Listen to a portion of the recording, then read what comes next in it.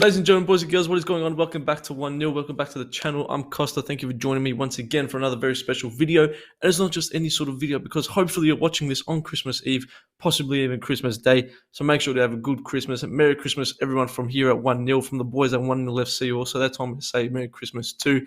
Hope you all have a good Christmas. Spend it with your family. Have some good food. And if you're missing anybody, have a good day. So before we get into that though, because I know what you all wake up for. You all wake up on Christmas. You want to open your presents. You want to see if Santa came. You want to see all that business. But I'm a little bit different on Christmas. On Christmas, I want to rank the top 6 clubs' best players in each position. I know. I know. Tell you what. Ho, ho, ho. So what I'm going to do, I've got the top 6 clubs. We've got Arsenal. I know.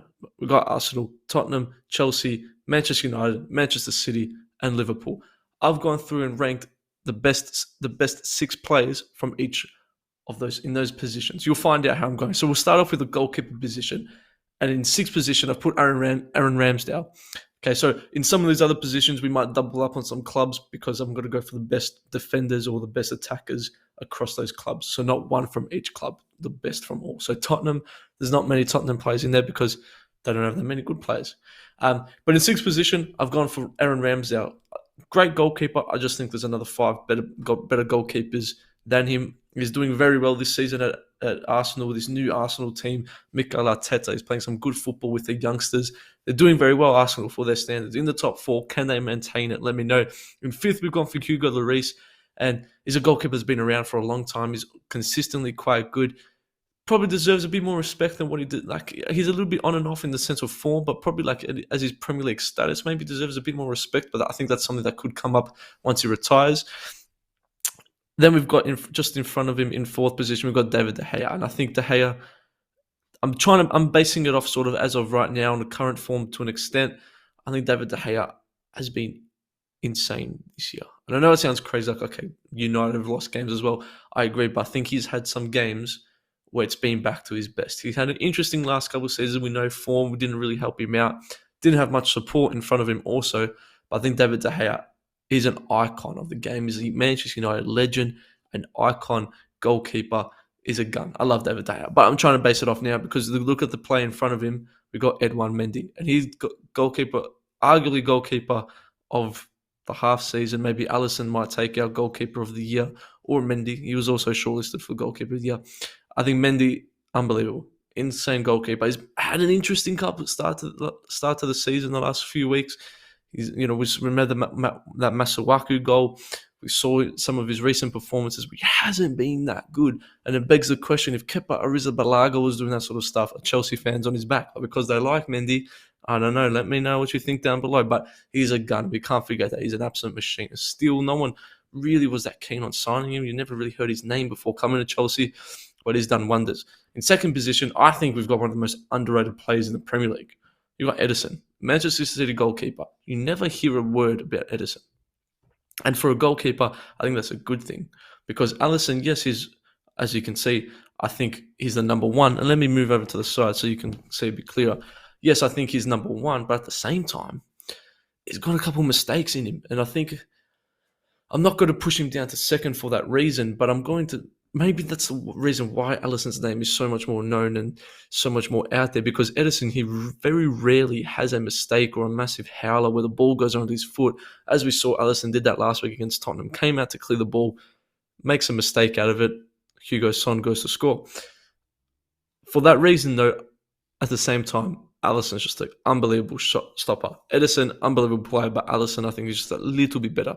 If you're Brazilian, you look at this and go, wow, 2 of the best goalkeepers, arguably 2 of the best goalkeepers in the world in the top 2. And I think they're 2 absolute ballers.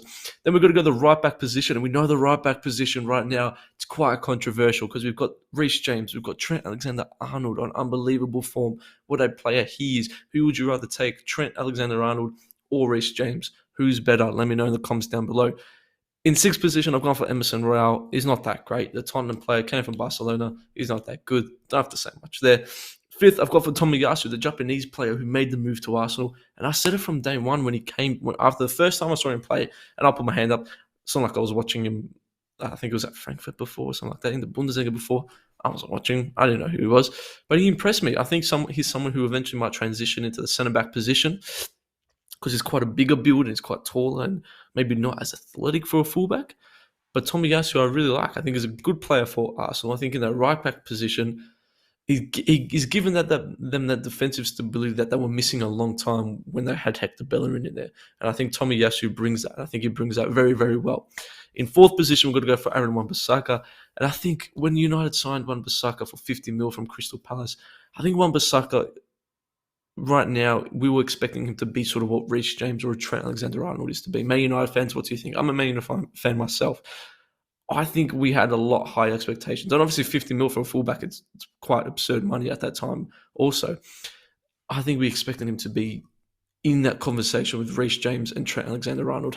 Unfortunately, he's not. I still think he's a great player. I think he's a great defender. We all know his weakness a little bit is in the attack, but I think he's a great player, hopefully coming back for injury very soon. Also, in third position, I've gone for Kyle Walker. And Kyle Walker, I've got to go in and say, it pains me to say because a lot of these clubs are my rival clubs, but I'm going to go say Kyle Walker could be one of these most disrespected fullbacks and defenders in Premier League history. This guy's a machine. He plays week in, week out. Okay, he does the job. He's your perfect 7 out of 10 player. If you don't know what I mean by your perfect 7 out of 10 player, he's not going to get you Man of the Match awards. He's not going to score Trent Alexander-Arnold screamers. He's not going to be the top goal scorer of your club like Reece James was at one point for Chelsea this season. But he's going to consistently be a good defending fullback. He's going to get up in the attack and support your wingers as well. But he's also going to make sure that he comes back to help solidify that defense.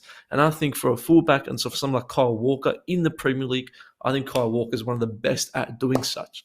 However, there are two players who I personally think are better than Kyle Walker, and you're looking at two unbelievable youngsters, Reece James and Trent Alexander-Arnold. I've put Trent Alexander-Arnold in number 1. Let me know what you think. Is that fair? Is it not fair? I think Trent, and we've spoken about this debate for a very long time, I think Trent is an unbelievable player. However, for whatever reason, and I know doing this I should give you a valid reason, but I'm just going to say what's in my heart. For whatever reason, I think Reece James will have a more successful career than Trent Alexander-Arnold, purely because I think Reece James has got more attributes and more characteristics that can suit himself in any sort of system. And I know it's a little bit unfair to maybe say, but I think if you put Reece James in any single defense in the world, his performances will stay at the level that they are. I think if you put Trent Alexander-Arnold plopping him into other defenses in the world, I don't think they're as good as what they are. And I know it's like, okay, he's got a world-class centre-back. There's nothing he can do about it. But I think for that reason, Reece James just has got some more tools, and some of these tools are a lot sharper in other areas than I think Trent Alexander-Arnold's are. However, in saying that, Trent is a guy. He is an unbelievable player. Take nothing away from the kid. I think he likes it that people sort of doubt him quite a bit also. He seems that sort of player that you don't have to like me. I'm going to keep on doing what I'm doing. Unbelievable. We're hearing Gary Neville coming out and saying that maybe Robertson and Trent Alexander-Arnold could be one of the best fullback partnerships we've seen in the Premier League in history. Let me know, what do you think? I think it's unbelievable. I know I'm a United fan. I like to think I'm an unbiased United fan to an extent. Trent and Robbo, unbelievable. Trent's a cracking player. I think as of right now, though, Trent is your man. In a couple of years, I think Reece James could be that guy. And I'm not sure. We'll move on to the centre-back position where it's dominated quite once again by Liverpool and Chelsea, because in sixth position, I got Gabriel from Arsenal. I think he's a good player. No Tottenham players in here because I think defensively their players are quite bupukaka murder. I think, however, with Antonio Conte and how they're playing, different story, but that's more of a team effort. Sixth place, I got Gabriel. I think he's quite good. Ben White doesn't make it purely because I think Ben White with the ball at his feet, I'm not too sure. I know that's one of his best attributes, supposedly, but he can put in some unbelievable passes. However, I think he's also a bit of a liability. Gabriel, in the sense, in the attacking threat, I think is a machine in the corners. I think he's a little bit more stable than Ben White. I think these two, it's a toss-up between Ben White. I'll probably put 7th, but I think Gabriel just gives you a little bit more defensive stability. Fifth position, I put Rafael Varan, and I know I'm trying to stick to players who are playing week in, week out, but I know that fit Rafael Varan, if he comes back tomorrow, he's better than most of the centre-backs in the Premier League. So for that reason, I got Varan. I can't wait for him to come back because he's going to change a lot for Manchester United when he does come back. In fourth position, I've put Thiago Silva, and I know he sort of became out of favour a little bit at Chelsea. I know all this sort of stuff. Maybe he's not the greatest player there is. However, Thiago Silva, what he did to come from PSG at his age, remember, he's 34 plus years old. At his age, to come and win a Champions League last year with Chelsea, to play solid, consistent football this year after his injury period that he had at the start of the year. I think Thiago Silva is that guy. I think he's that guy. He deserves a lot more respect. He's had a very illustrious career. AC Milan, PSG, now at Chelsea. Great career for Brazil as well. A captain, a leader. I think Thiago Silva, unbelievable centre-back, an unbelievable signing for Chelsea. I think that he probably overachieved for what Chelsea's thoughts maybe were when they first signed him. But Thiago Silva, cracking player. Third centre-back. Let's not be prisoners at the moment. I know we're sort of not, but Tony Rudiger. Rudiger's third. Okay, he's not the best centre-back in the league. Ruben Dias and Van Dijk take that. And you can see on the screen, I've got Virgil van Dijk still number one because he does it all. Ruben Dias, though, deserves a bit more respect also. I think Ruben Dias is a machine. Some people don't really give him that credit, don't really talk about him as much. There was that year when he obviously got, he was the best centre-back in the league. He won the awards, but people still sort of doubted it for whatever reason. I think Diaz takes a second spot. Virgil van Dijk, we know how good he is. He's a machine. He's a beast. We'll go to left-back position, and we'll get this done sort of quickly. I've got sixth place Curentini, fifth Reguilon, fourth Ben Chilwell, I think is a gun player. Hopefully, a lot of Chelsea's January transfer plans could rely on whether he needs to go in for surgery. Matty Boy sent me an article. I think it's looking like he probably will. And if they do, who did Chelsea bring in for left back? I'm going to make a video probably in the new year on who they should. And it's an interesting shout. So make sure to like and subscribe for that. In third position, I've gone for Luke Shaw. And I think it's a little bit disappointing, Luke Shaw's season. He's been injured for a while, but I think after the Euros that he had and the ending of last season to the Premier League that Luke Shaw had, I think we expected a lot more from him. He really hasn't been. He scored in the Euro final. He really hasn't shown that form so far this season. Hopefully, once he comes in under Ralph Rangnick, back to fitness, hopefully Luke Shaw does put in those performances. In second place, I've got Andy Robertson. I know I just said about Trent and Robbo being that best fullback duo partnership. I think purely as a footballer, I think João Cancelo takes it. I think João Cancelo is a machine. I think he's a great player. He had a great last season, and it's really only this season where he's starting to get that sort of praise and that recognition. I think Cancelo, unbelievable player. Now, we're going to play a sort of a four. I've gone for two midfielders. We're not building a starting 11. I've gone for a defensive midfield slot and sort of just that free room, the attacking and maybe that box-to-box midfield slot. Because I think the CDM role, the holding midfield role, it's a completely different position on its own and one that deserves to be recognised. In sixth place, I've gone for Hoiberg from Tottenham. I really like him. I think Hoiberg is a great player. He's a player that I said that will thrive under Antonio Conte, and we're seeing it start to happen as well. I think Hoiberg, fantastic player. In fifth position, call it controversial, call it whatever you want. I've gone for my boy Fred.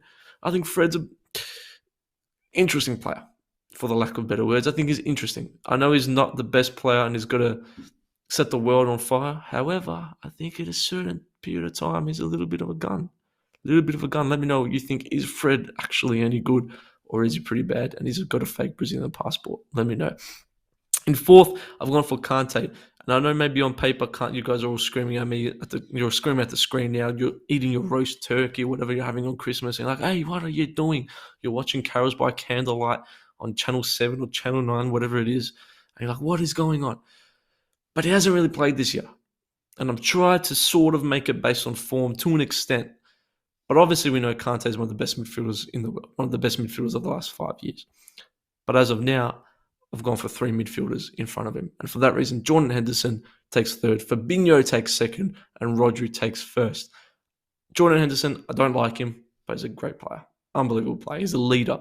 That Liverpool midfield isn't the same without a Jordan Henderson.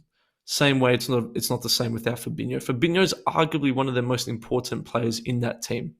We saw it last week when Liverpool played Tottenham. No Fabinho, I think, completely changed that game. Because yes, they've got Salah, they can run down the lines, Trent can play in these balls. If that midfield core isn't strong enough, and that midfield core isn't helping out your defence with a defence that doesn't have a Virgil van Dijk, Fabinho is your man in that position, and he is that guy that is so good in coming back to support the defense, but also transitioning the ball into midfield to progress it up wide to who we know Mane, Jota, and Salah can go do their business.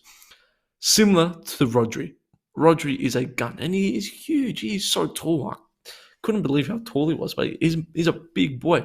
He's another player where he is so crucial to that defense, because with every defense, you need a good holding midfield. And with every good defense, you need that strong holding midfielder who can, just similar to a Fabinho, distribute that ball from outside the defense, come back on and support, have that calm composure, like sort of playerness, to then release it out of there, get the sort of attention out, and then we look to play once again. I think Rodri is one of those players. We look at the top teams, and you can see from this list, the top 4 players in this list are all at clubs that have had recent success: Man City, Liverpool, Chelsea. We all know Man United's biggest issue, arguably, is that holding midfield role, which is why we haven't really had that great success, because all these players, like a Rodri, like a Fabinho, like a Henderson, make the midfield better, but at the same time, make the defense considerably better as well, because it's all that sort of same sort of unit and group and core defensive unit. So let me know what you do. Would you maybe swap Fabinho with Rodri? I'm not too sure. I personally think Rodri, outstanding player. Then we're going to go into sort of that centre midfield position. We've got some attacking midfielders. We've got some box-to-box midfielders, but a little bit more on the attacking sense. In 6th position, I've gone for the 3rd best player in the world, arguably Jorginho. Now, it's an interesting one, but I think there's a player who I've put in 5th position that's more important to him, and I think that's Kovacic. And I know Kovacic hasn't really played that much this year, but I think there's a reason why Chelsea's midfield and Chelsea's recent performances haven't been quite up to scratch, because as soon as Kovacic goes missing, things don't start to click. And I'll give credit to Matty Boy for this, because Kovacic, personally at the beginning, I was like, yeah, he's there, he's a good player, but that's about it. Kovacic is crucial to that midfield, man. It's crucial. Similar to what we were saying with a Henderson and a Fabinho, Kovacic brings that stability. He brings that calm. He brings that composureness to that midfield, where he can do sort of both. He can come back and be a warrior in defense, but then also attack and show off his prowess. I think Kovacic can be that guy, and I think he deserves a bit. We're looking at a player that was on Real Madrid books for many years. He was a young kid coming up at Real Madrid too. He did very, very well. And I think right now, a lot of Chelsea's recent performances, where yes, they've been winning, but they haven't been convincing. I think a lot of it is down to a no Kovacic. Obviously, a no Kante as well helps, but I think no Kovacic is a big, big factor of why Chelsea's performances in that midfield hasn't been that techie, that all-on techers. I don't know why. In 5th position, I've gone for Thiago, the Liverpool man. He's really sort of saved his Liverpool career and saved himself from becoming a meme the last month, because he's put in some stellar performances. In 3rd position, I've got Bruno Fernandes, unbelievable player. In 2nd position and 1st position, as you can see on the screen, ladies and gentlemen, we've got 2 Man City players. In 2nd, I've gone for Bernardo Silva, and 1st, Kevin De Bruyne. I think Bernardo Silva is such an interesting story, because at the start of the season, we'll sort of maybe looking at Bernardo Silva possibly being on the transfer list. I think it was a sort of thing of Pep not really wanting to play him on the right wing, but who were you going to take out? Gundogan was on such good form last year. Also, Gundogan's come out the team a little bit, and Bernardo Silva has eaten that midfield role alive. Obviously, we know striker also gives him that flexibility to sort of play Foden in that position as well. Bernardo Silva, we know, can play on the right, but he can also sort of drift in through that false 9 position, or plays a 10, or plays a midfielder. Absolute beast, Bernardo Silva. Absolute gun. I love him. I hate to say it, but I love him. Kevin De Bruyne, we know what he can do. But one thing about Kevin De Bruyne, show me something different, bruv. I think that's why you're not you're on the face of a magazine, because you're just too good. You just do all the good stuff so well. Do some flashy things, man. You hit crazy passes all the time. Give us a little Rabona. Give us a little cheeky scoop. Do something like that. But I've got Kevin De Bruyne in number 1. Probably the best midfielder in the world. I don't know. Let me know what you think. And obviously, if West Ham was a part of this list, I think Declan Rice is 3rd or 4th. I think he's a great player. Now we'll look at the right wing position. In 6th position, I've gone for Mason Greenwood. Now, the right wing is a little bit interesting one, because we've got some players who can play on both sides. Right wing, there was really no one standing out. I think Tottenham aren't really set on who their right winger is. Bergwijn's okay. Lucas Moura is on and off. I'm not too sure, but I think Mason Greenwood is a gun. I think he's a great player. I'd love to see him play through the middle, but as of now, he's been playing on that right. I think he's had a great start to the season. Injuries sort of messed him up a bit, kept him out the side, but slowly he's got to come back in. In fifth position, we've got Mason Mount, another great player. I did call at the start of the year, though. I don't think Mason Mount is going to have an unbelievable season. I said at the start of the season that, yes, he had a great Champions League, great last season, but I think he's going to slow down a bit. I think he's still been great, but I don't think he's been as powerful as what people thought we might expect the Mason Mount to be in 2021-22 season so far. In fourth position, I've got Bukayo Saka. We all know he's a gun. Arsenal's wonder boy, is a beast, is a machine. He can do it all, and is a key factor of Arsenal's success this season so far under Mikel Arteta, leading them into the top four race. In third position, we've got Man United's new man, Jadon Sancho. He started off quite slow, was struggling to get minutes under Ole Gunnar Solskjaer. Once he scores his first couple of goals, he started to do well. He's taking players on, he's taking games. United haven't played in 2 weeks because of COVID. I think it might be Boxing Day or the day after Boxing Day, something like that. 28th maybe, I want to say, against Newcastle. Hopefully that game still continues and Jadon Sancho gets on the score sheet. Second place, I've got Riyad Mahrez. The Algerian beast is a machine. And there might be another player that you're looking at. Where's a Hakim Ziyech? I don't think he's really done that much. I don't think he's done that much to really impress me and really prove himself to be in front of a Saka or a Sancho. And then obviously number one, we've got Mo Salah. Probably the best player in the world right now. I don't think you could really argue with that. I hate it, but for me, Mo Salah has passed that level of I hate him because he's a Liverpool player. He's got into that level of you have to respect me no matter who you go for because I'm that good. So guess what? I know it means a lot to you, Mo, but we're friends now. We can have mutual respect. Don't know. We look at the left wing position, and the left wing one, it's another interesting one because there's some players on Man City. Man City made this very difficult for me because I don't know where your players play, mate. You play left wing, left back, full back, centre mid, goalkeeper, bench. I don't know. Left wing, I've gone for Marcus Rashford in sixth purely because he hasn't had that great of a season. I know he was injured for most of the start. When he came back, he looked a bit slow, looked a bit sluggish, looked a bit heavy. I think on a normal day, he's probably top 3. But as of now, I've got to be fair, put him in 6th. In 5th position, I've gone for Jackie Grealish. Once again, I think he's a player that Pep Guardiola needs to coach. And I think we're not going to see it. Yes, I know it's a £100 million signing and you want to see instant success from him. But I think as a player that in 2-3 years, we're going to be going, oh my gosh. I think it's a player that, similar to maybe a João Cancelo, that Pep needs to coach, needs to manage, needs to stay close with, and then bang. Teach him his ways. And Jackie Grealish, we're going to see an unbelievable player. In 4th position, I've gone for Smith Rowe. He had that period where he was just scoring for fun. Fantasy players were living it up. Smith Rowe was doing super well. Once again, these young boys, wonder boys for Arsenal, tearing it up for the club. For that reason, he's in number 4th. And Phil Foden sometimes plays on the left, so I've put him in 3rd because I think Foden is a machine. 2nd position, we've gone for Heung-min Son. And 1st, Sadio Mane, because he's the best footballer in the world. It's a meme. I know, I watch memes. I'm cool like that, okay? Sadio Mane, I think pretty self-explanatory, that left-wing sort of thing. Sadio Mane hasn't been that great this season. Salah just took it to the next level, whereas Mane sort of just edged himself in there, so I'm not too sure. Let me know if you disagree. Could Mane also be on the move? I know we may be jumping to conclusions, but something tells me that Mane's... I don't think he'd completely turn down and move away next year. Not January, but next year. Let's think about that when you're drinking for Christmas time. Now, the striker position, the last position, and then we'll wrap up the video. 6th position, Timo Werner. 5th place, Romelu Lukaku. Let's talk about Lukaku. He came from Inter Milan. Yes, I know he's had a couple injuries the last few weeks, but he really hasn't done anything. He really hasn't been good either. He's had some quite poor performances, which is pretty bad for the big Rom. In 4th position, I put Phil Foden again. I know it's a bit of a cheat, but he can play through that false nine sort of role.